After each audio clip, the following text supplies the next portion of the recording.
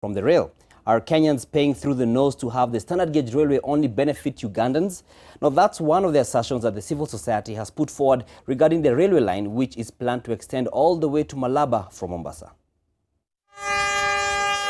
The momentum has been rising, with more passengers, more experiences and testimonials. But what has not lost momentum either is the debate on if the 447 billion shilling standard gauge railway project from Mombasa to Nairobi represents value for money.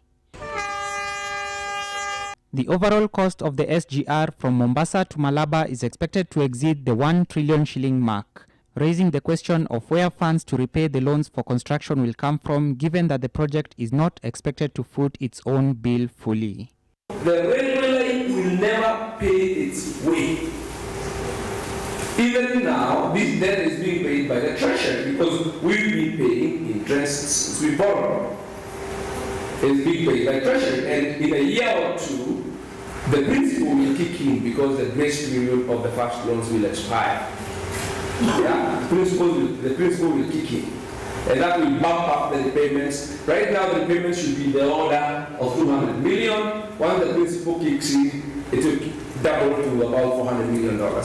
Kenya hopes that the standard gauge railway will lead to cheaper transport costs for passengers and cargo throughout the region. But translating that hope and dream into reality may not be as easy.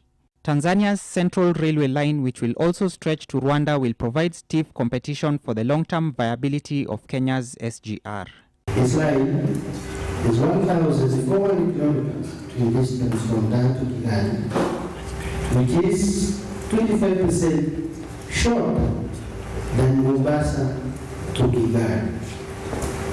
Do not let anyone persuade you that Kigali has any intention or benefit of using SGR.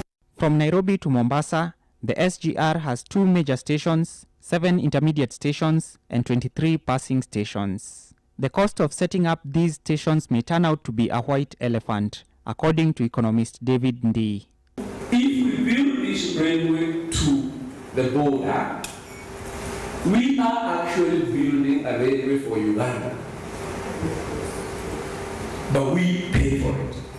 It then stands to reason that all these things we are talking about, like a cargo hub or inland container airport in Naivasha, and all these stations we have built along the way will be redundant.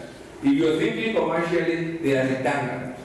The civil society groups, Kenyans for Peace with Truth and Justice, AFRICOG, and Inuka Nisisi contend that the SGR does not have the capacity to earn sufficient revenue to cater for the massive debt it has put Kenyans in. This project, at the current operational capacity and what is feasible, cannot possibly take off more than 25% of the cargo presently coming to Mombasa.